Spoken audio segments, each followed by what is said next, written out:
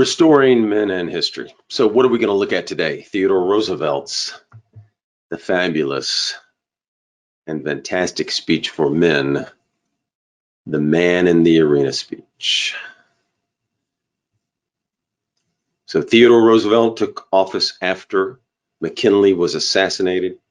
He served as president in 1901 to 1909. This is 1910 after he'd finished serving. Now, it's a fantastic speech for you men about citizenship and virtue.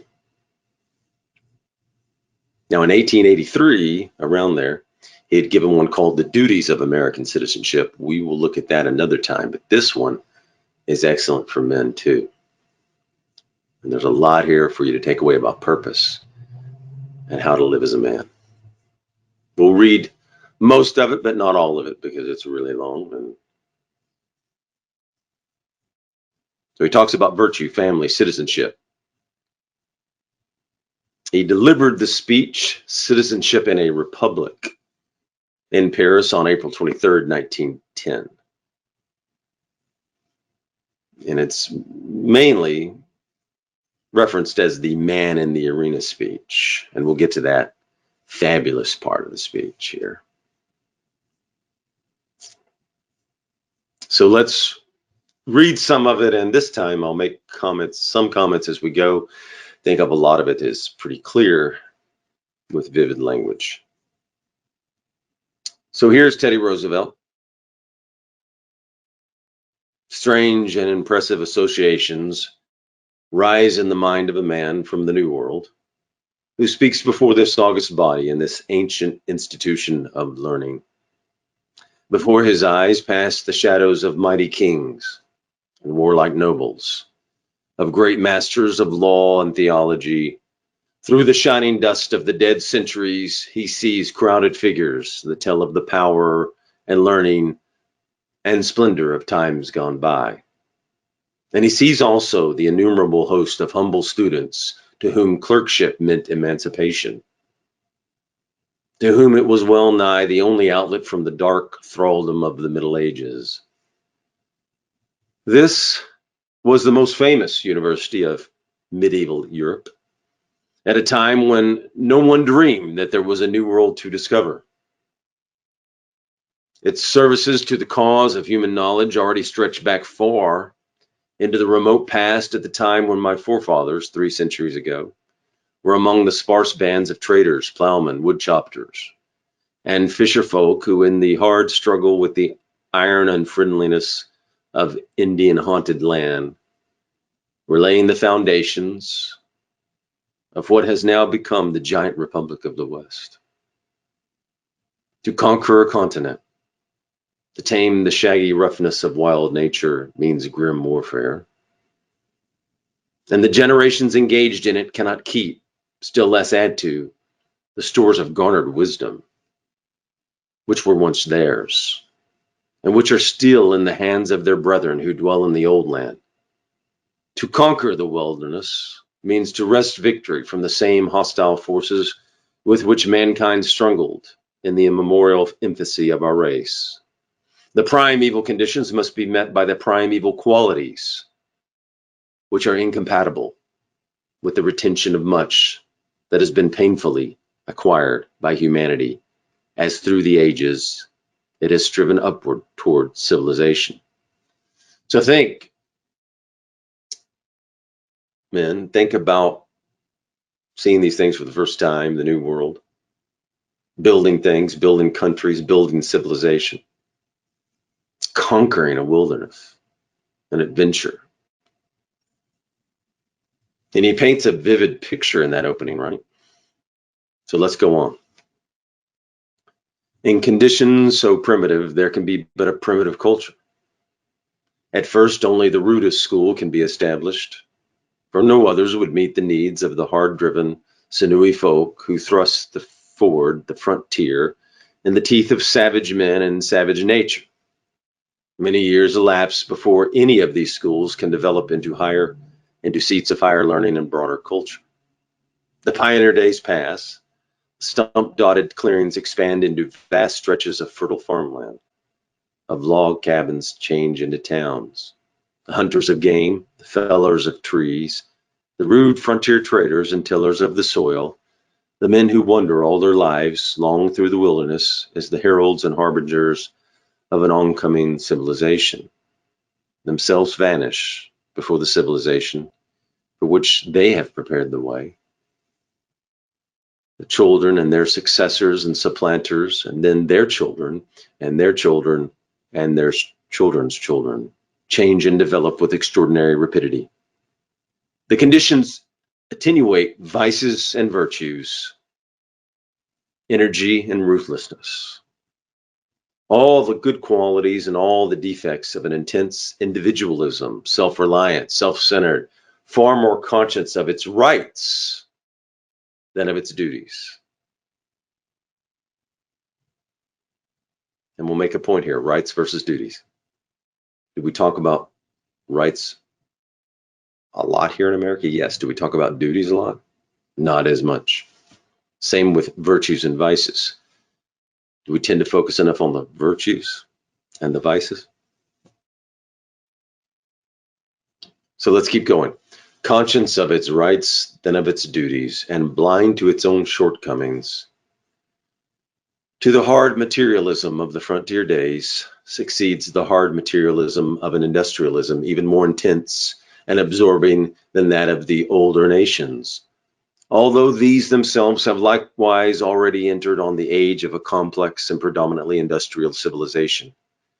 As the country grows, its people, who have won success in so many lines, turn back to try to recover the possessions of the mind and the spirit, which perforce their fathers threw aside in order better to wage the first rough battles for the continent their children inherit.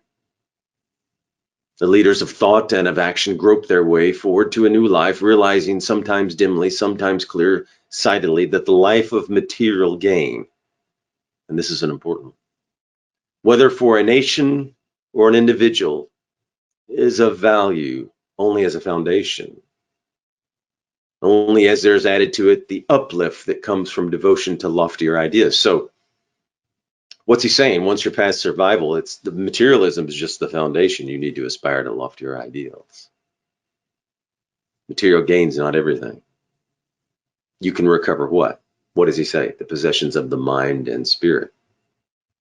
Going on, the new life thus sought can in part be developed afresh from what is round about in the new world. But it can be developed in full only by freely drawing upon the treasure houses of the old world, upon the treasures stored in the ancient abodes of wisdom and learning, such as this where I speak today. It is a mistake for any nation to merely copy another, but it is even a greater mistake. It is a proof of weakness in any nation not to be anxious to learn from one another and being and willing and able to adapt that learning to the new national conditions and make it fruitful and productive therein. So Edmund Burke talked about that, right? Learning from the past, learning from the experiences of others. That's important. That's one of our foundations here, right? In Restoring Men in History, we're looking back at the men who came before us and the history that came before us so that we can learn from them and not maybe make their same mistakes, and also so that we know the principles of which we were founded on, as well as many other things. It is for us of the new world to sit at the feet of Gamaliel of the old. Then if we have the right stuff in us, we can show that Paul, in his turn, can become a teacher as well as a scholar. Today, I shall speak to you on the subject of individual citizenship, the one subject of vital importance to you, my hearers, and to me and my countrymen, because you and we are great citizens of great democratic republics. A democratic republic such as ours, an effort to realize in its full sense government by, of, and for the people. represents the most gigantic of all possible social experiments, the one fraught with great responsibilities alike for good and evil.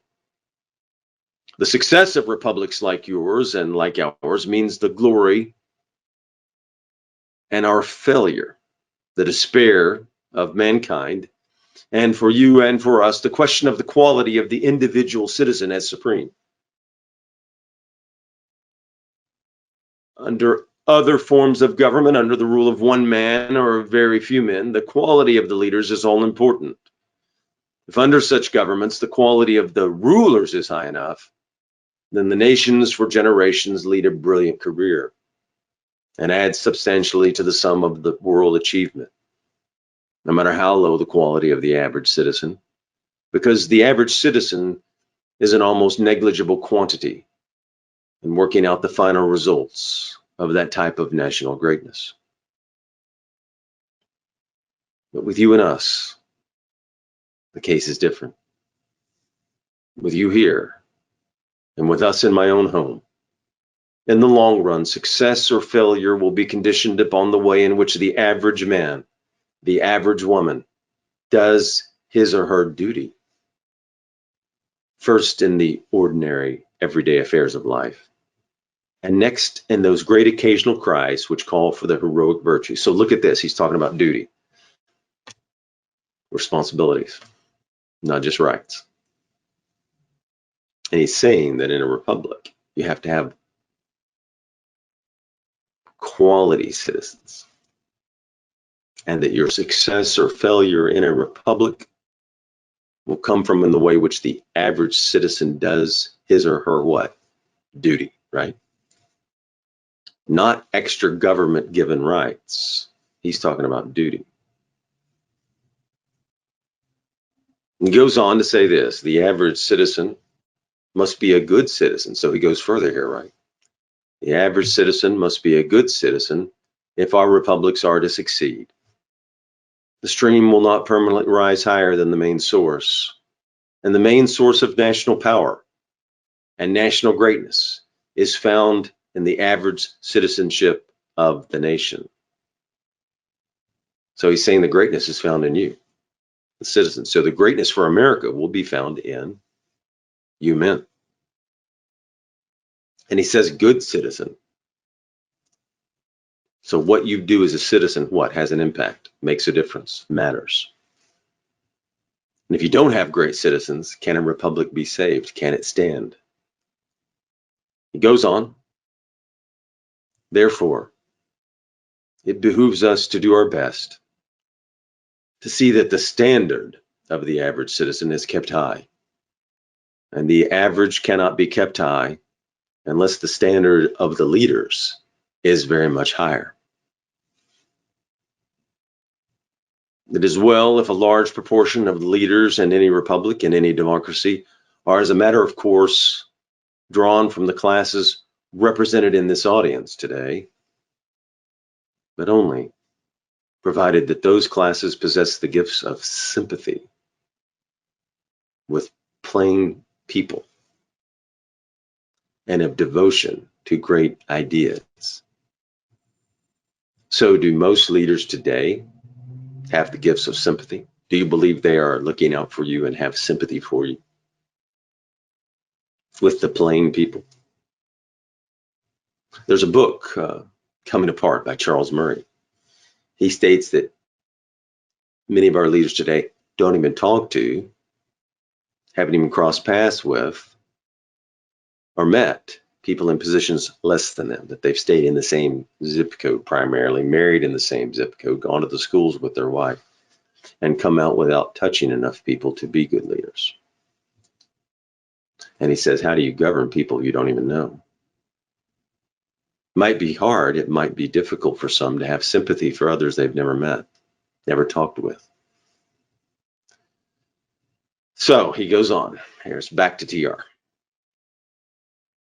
You and those like you have received special advantages. You have all of you had the opportunity for mental training. Many of you have had leisure. Most of you have had a chance for enjoyment of life far greater than comes from the majority of your fellows. To you and your kind, much has been given, and from you, much should be expected. Now, notice that's from the Bible. That's a Bible reference he puts in. A lot of speakers back at the time did that. And he expects more out of them. He goes on,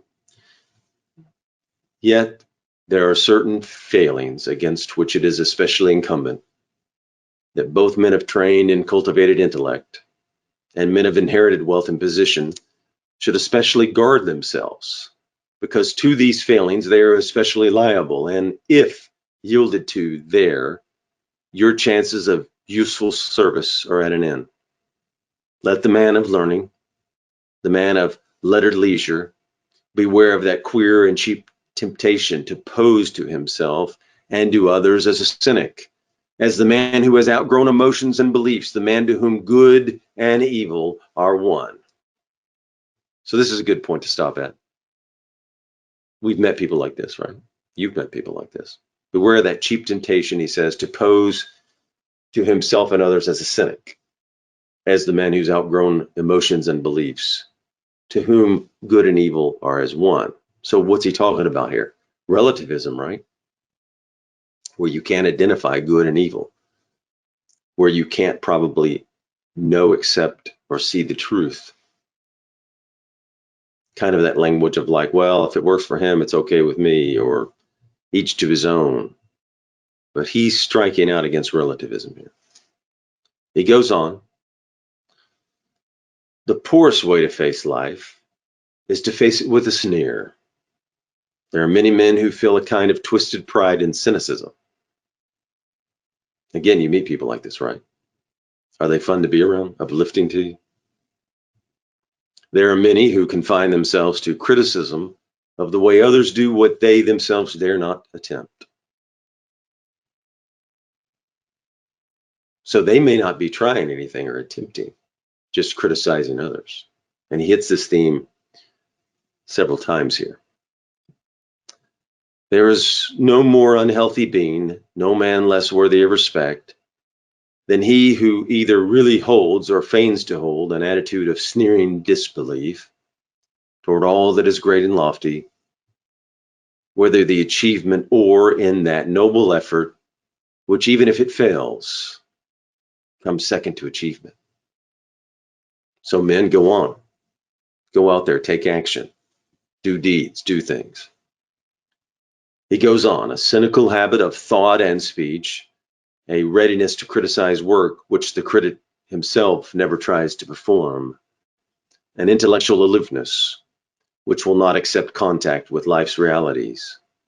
All these are marks, not as the professor would feign to think, of superiority, but of weakness. So he's saying that a lot of these critics just have weakness, not strength.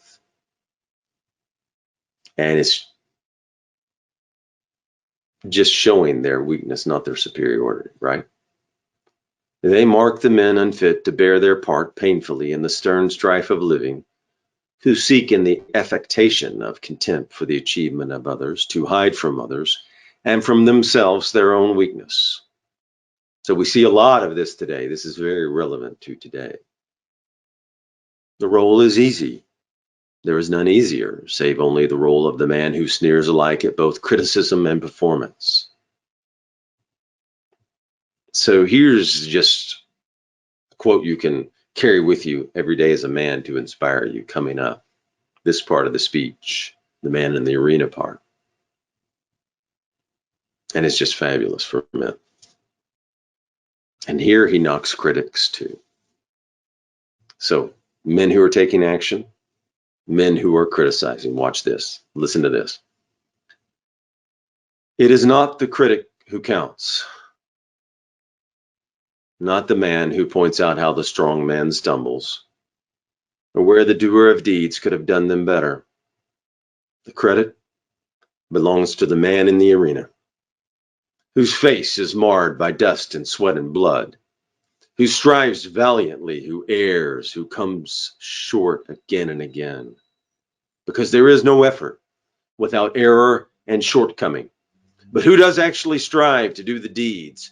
Who knows the great enthusiasms, the great devotions? Who spends himself in a worthy cause? Who at the best knows in the end the triumph of high achievement, and who at the worst, if he fails, at least fails while daring greatly, so that his place shall never be with those cold and timid souls who neither know victory nor defeat. Now, I just love that quote. Isn't that fantastic? Are you in the arena? Do you know the great enthusiasms? Have you tried and failed? One of the things great about America, you can try and fail, you can recover, you can come back. It's an American way. And you see how he sees failure and victory. Failure is not final. A man who's good at being a man can get back up again, and he does get back.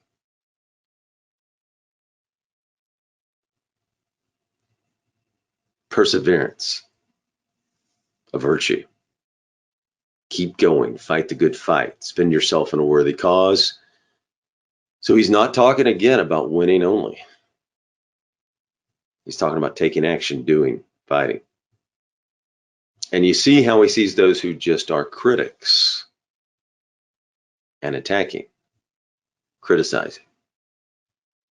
They're the cold, timid souls. They don't know victory or defeat, right? So you don't want to be the cold and timid soul who never fought for something great, who never went for your purpose. By the way, men, you want to have gone for your purpose, right? You want to go for your goals, whatever they may be. And you want your face before you fail, what? Marred by what? Dust, sweat, and blood, right? So in standing for a republic or ideals or your purpose, you're probably going to have some sacrifices, men, for your family or your purpose, your goals, whatever that may be. And he's going to get to family here in a minute. Suffering, your blood, your dust, blood, dust, sweat, your sweat, meaning you're going to what? Have to sacrifice and work hard at it. He goes on. Shame on the man of cultivated taste who permits refinement to develop in fastidiousness that unfits him for doing the rough work of a workaday world. Among the free peoples who govern themselves, there is but a small field of usefulness open for the men of cloistered life who shrink from contact from their fellows. So we talk, and one of our foundations is be in a fellowship, have friendship. So what's he saying here? Be in a community. Know people, get out, meet people. Friendships in the community. Don't be isolated. By the way, you're isolated, probably going to be a little more sad, anxious, depressed. And that's another one of our ideas, right? Having that contact, community. Still less room is there for those who deride or slight what is done by those who actually bear the brunt of the day. So are there people in established high-level positions who actually look down and slight people who are doing what they think are lesser jobs? But there are really no lesser jobs, because what do we think about here and reflect on? The virtues of the man. What makes the man is in here, and your virtues.